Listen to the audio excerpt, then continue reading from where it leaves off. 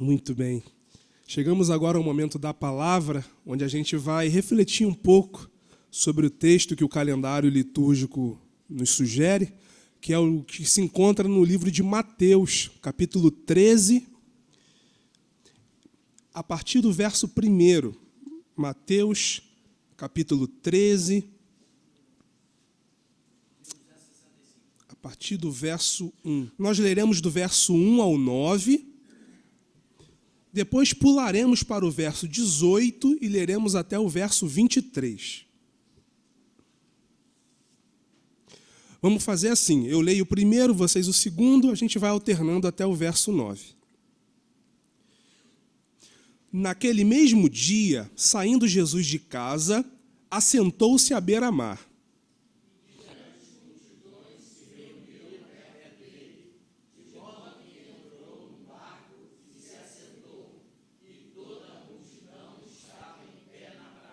E de muitas coisas lhes falou por parábolas, e dizia: Eis que o semeador saiu a semear. E ao semear, uma parte caiu à beira do caminho, e vindo as aves a comer. Outra parte caiu em solo rochoso, onde a terra era pouca, e logo nasceu, visto não ser profunda a terra.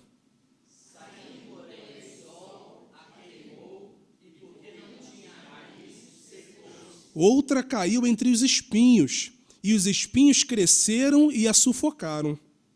Outra, enfim, caiu em boa terra e deu fruto a 100, a 60 e a 30 por um. Quem tem ouvidos para ouvir, ouça. Verso 18, vocês? Atendei vós, pois, a palavra do Semeador. A todos os que ouvem a palavra do reino e não a compreendem, vem o maligno e arrebata o que lhes foi semeado no coração. Este é o que foi semeado à beira do caminho. O que foi semeado em solo rochoso, esse é o que ouve a palavra e a recebe logo com alegria. Mas não tem raiz em si mesmo, sendo antes de pouca duração, em lhe chegando a angústia ou a perseguição por causa da palavra, logo se escandaliza.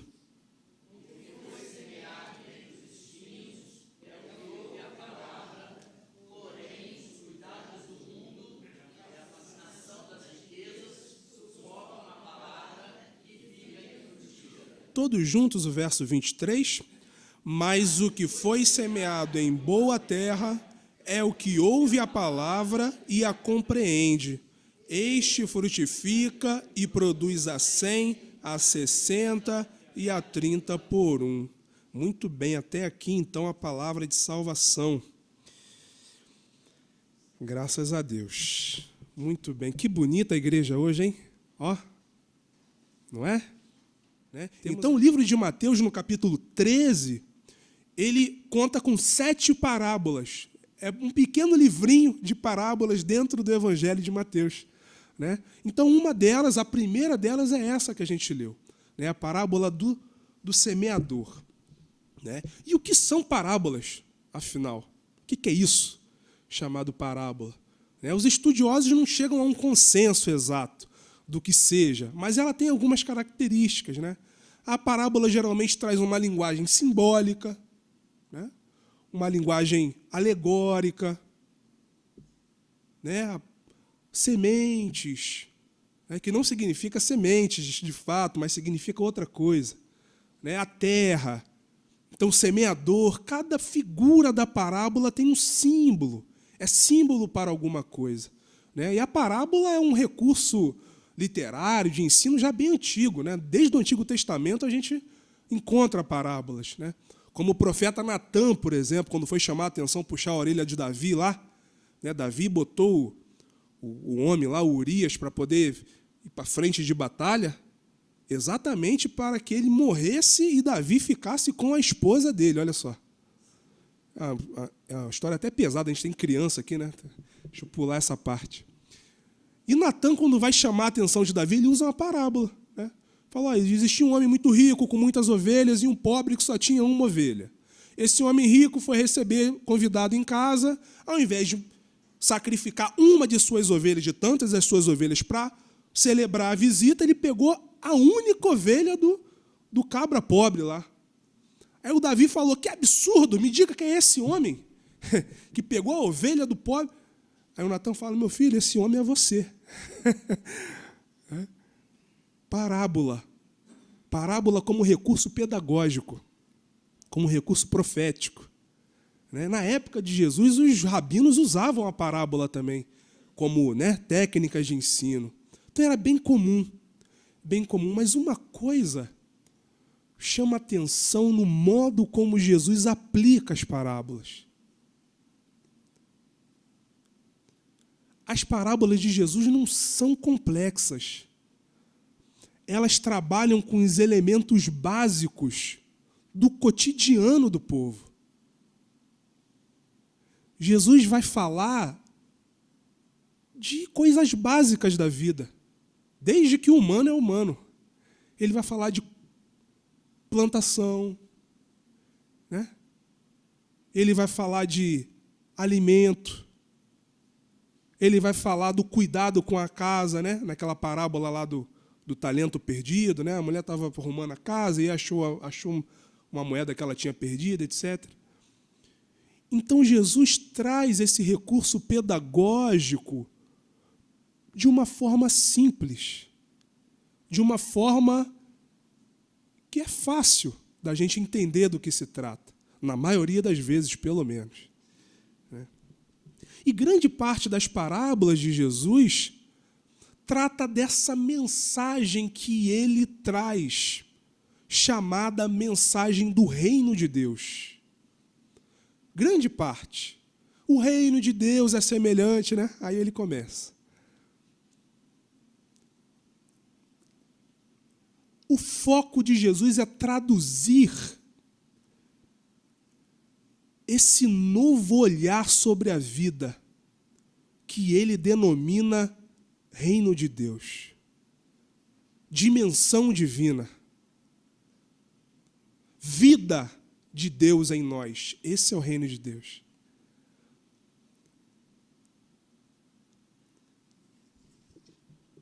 Então Jesus usa a parábola do semeador, nesse caso aqui, para ilustrar essa chegada do reino. Essa parábola ela está nos 3 evangelhos sinóticos, Mateus, Marcos e Lucas. Está lá, só em João, que é um evangelho um pouco mais místico, digamos assim, que fica um pouco à parte. E essa parábola ela é bonita, mas confesso que às vezes eu fico confuso lendo a parábola, principalmente depois quando vem a explicação da parábola, Porque quando a gente lê a parábola parece que nós somos o solo onde essa palavra, essa mensagem do reino de Deus é plantada, etc. Mas quando vem a explicação da parábola, já dá a entender que nós somos a semente, nós somos a plantinha e não o solo. Então fica uma coisa meio confusa. Mas isso é coisa coisa aí para quem vai fazer a crítica textual, de repente a explicação foi escrita um pouquinho depois da original parábola, etc. Mas, enfim, controvérsias à parte, tomando como parâmetro a expectativa que o povo tinha sobre Jesus, a gente entende melhor o contexto em que essa parábola é proferida. O povo de Israel esperava um Messias. E até hoje espera, Os judeus até hoje esperam o Messias. Só que, à época, essa expectativa era a seguinte: um Messias virá para nos livrar de todo jugo político. À época, Israel estava sob domínio do Império Romano. Então, o Messias vai vir para nos tornar independentes novamente, instaurar a liderança, a soberania de Deus, nossa liberdade religiosa, cultural, nossa autonomia étnica, enfim. O Messias vai vir para fazer uma revolução. Inclusive, tinha um grupo de judeus que pegava em armas para poder acelerar esse processo, eram os zelotas. Só que Jesus, levando em conta essa expectativa, o seu plano não é muito bem um sucesso. Né? Se considerarmos a expectativa do Messias do povo judeu, o que Jesus estava fazendo era um fracasso. O Império Romano continuava subjugando o povo de Israel, continuava pagando os seus impostos ao Império Romano. Né?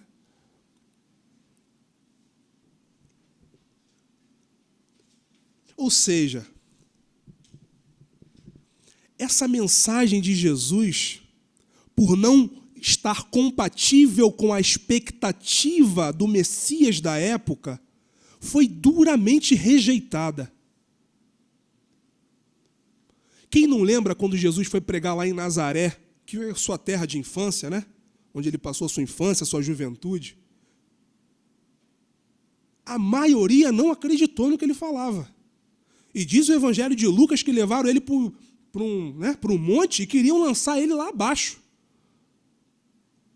Que sucesso essa mensagem, hein? Jesus é duramente rejeitado em seu projeto, porque não trazia uma soberania política, não trazia uma soberania social, ele trazia a compaixão, o amor, a aceitação, a justiça, sobretudo para os mais pobres, para os que mais sofriam. Essa era a mensagem do reino. Vai fazer sucesso como? Até hoje essa mensagem não faz sucesso. Né? Irmã Dorothy, assassinada. Martin Luther King, assassinado. Marielle Franco. E podem se multiplicar os exemplos, tantos anônimos e anônimas. Nunca fez sucesso a mensagem por justiça, por igualdade, por amor, por compaixão. Nunca esteve na moda.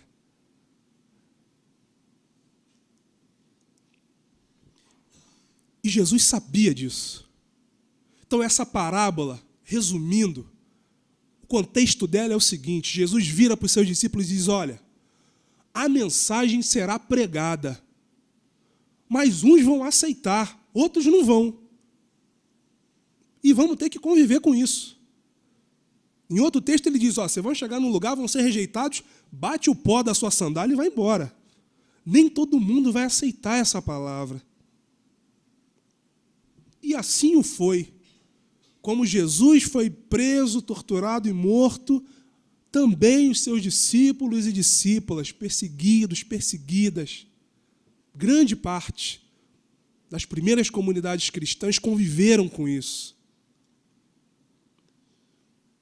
A parábola do semeador, contada por Jesus, é uma explanação sincera sobre a lida de pregar a mensagem da compaixão, do amor irrestrito de Deus, da luta contra as injustiças que ferem a dignidade humana. Essa mensagem pode frutificar ou não. E a gente falou um pouco disso na semana passada, né? Como Jesus falou, ó, essa liderança judaica de hoje é igual criança que a gente prega a mensagem com amor, como eu prego, eles rejeitam. João Batista pregou daquele jeito, meio espalhafatoso como profeta, eles rejeitam da mesma forma, eles não querem mensagem nenhuma. Há uma importante parcela de aceitação dessa mensagem. Foi o tema da mensagem da semana passada, né? Quem não quer brincar, não brinca. Então tem gente que não... Tem que ter uma entrega. Tem que ter uma abertura.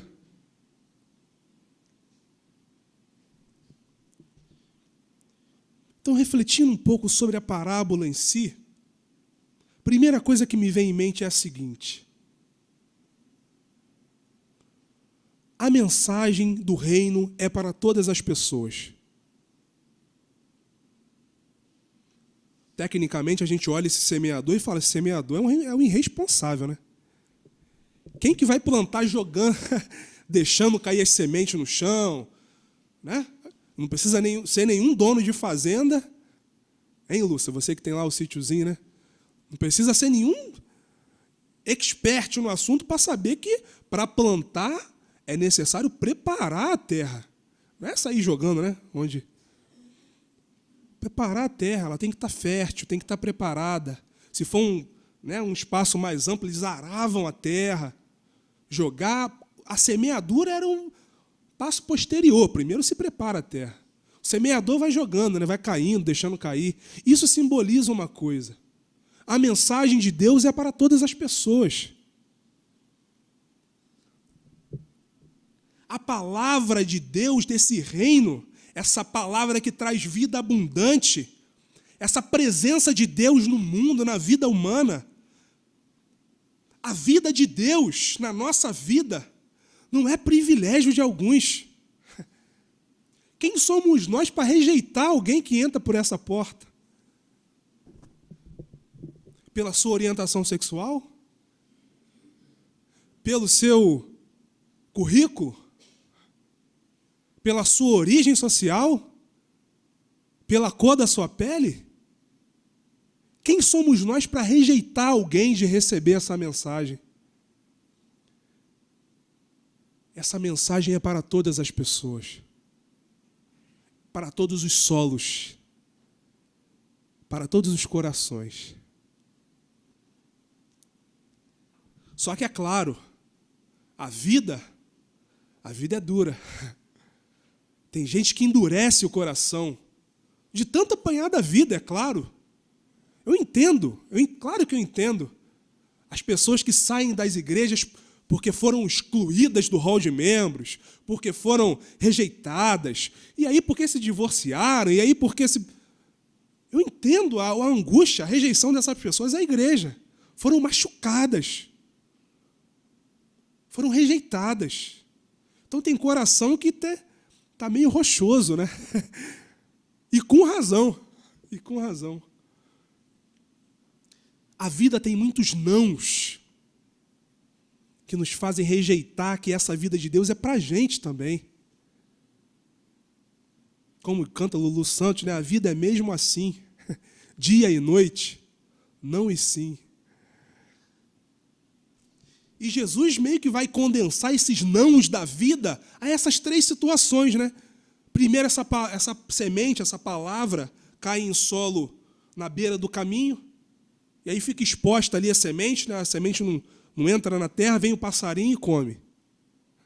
Na segunda situação, cai ali em terreno, né, pedregoso, ali no meio às pedras, não cria raiz profunda, vem o sol, queima, e aí não frutifica.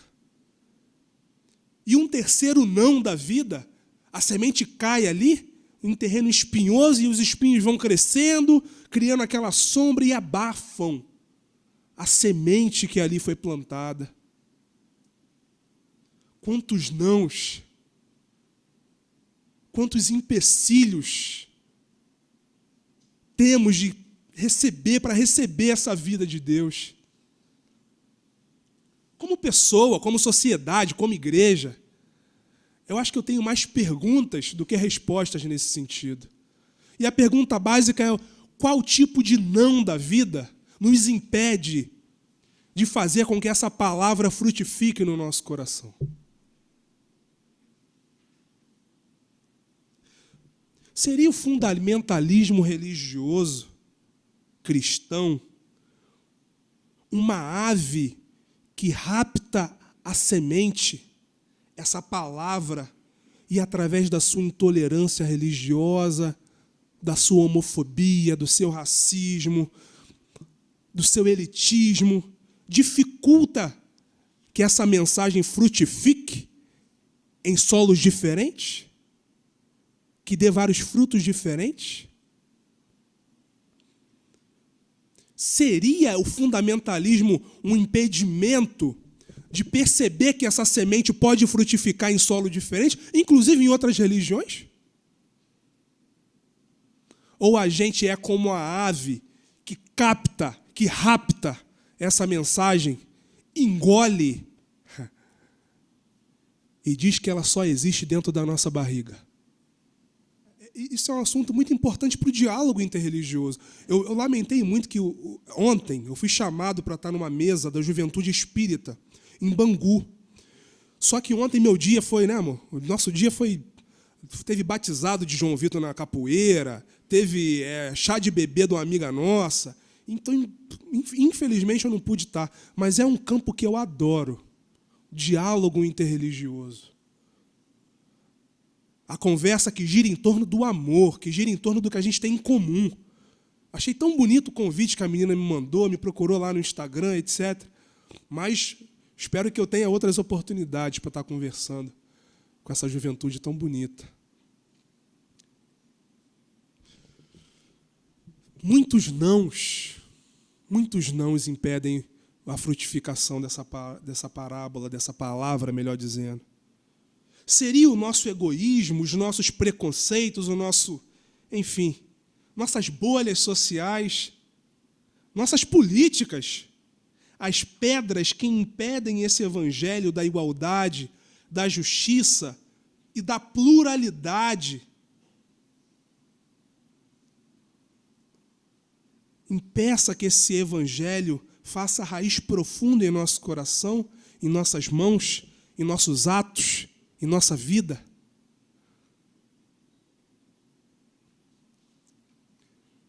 Há um tempo atrás saiu uma pesquisa de que a violência doméstica, o estado que tinha maior índice de violência doméstica era o estado do Espírito Santo. E o estado do Espírito Santo era o estado mais evangélico do Brasil. Olha aí.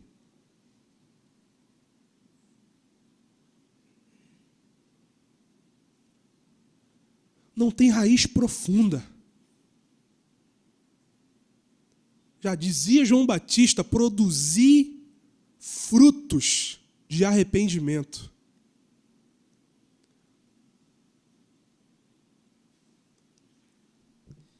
Seria a nossa violência enquanto sociedade, a nossa sede de vingança, a nossa estrutura social que normaliza a morte de corpos negros e periféricos, a sequidão espinhosa que cresce dentro de nós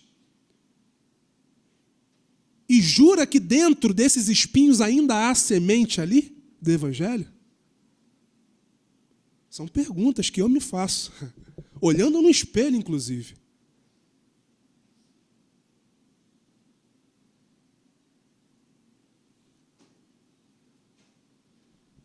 Muitas reflexões são possíveis. A nível pessoal, quais nãos dentro de nós impedem a frutificação dessa palavra? A nível de comunidade, o que impede da nossa igreja continuar frutificando? Hein, Sidney? Estamos precisando, né? De gente, de movimento. Bonito ver o alimento ali, ó. A gente está agora colhendo alimentos não perecíveis, né? Aquela cesta tão bonita que a nossa irmã Luzia trouxe, acolhe ali, ó. Recebe os alimentos não perecíveis, a gente encaminha. Vamos frutificar. Enquanto sociedade, o que nos impede de frutificar? Infelizmente, ser cristão não significa muita coisa hoje em dia. Infelizmente.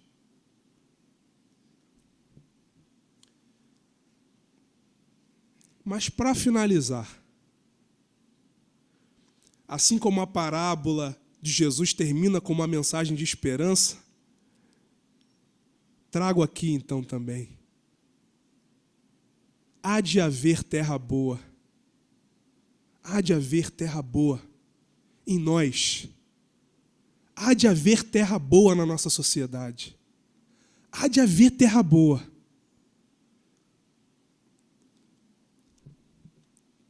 Sei que a situação é difícil.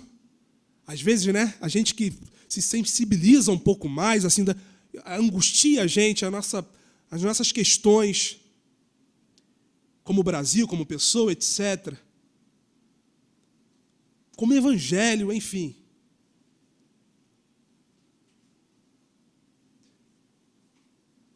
Mas é possível achar no âmago da nossa alma, é possível achar terreno fértil.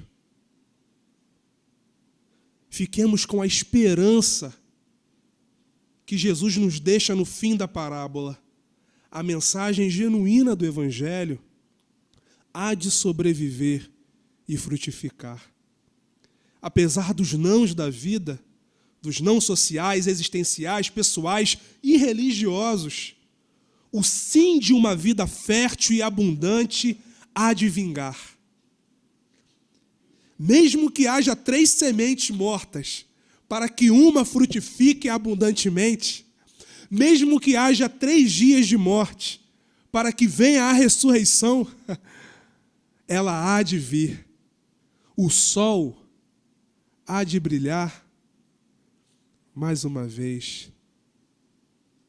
Quando o sol bater na janela do seu quarto, lembra e vê que o caminho é um só, de várias possibilidades. Que não permitamos que a mensagem do Evangelho seja reprimida pelos nossos nãos.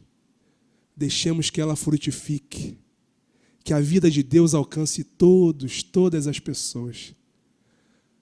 Essa é a minha oração, que Deus nos ilumine. Amém. Amém.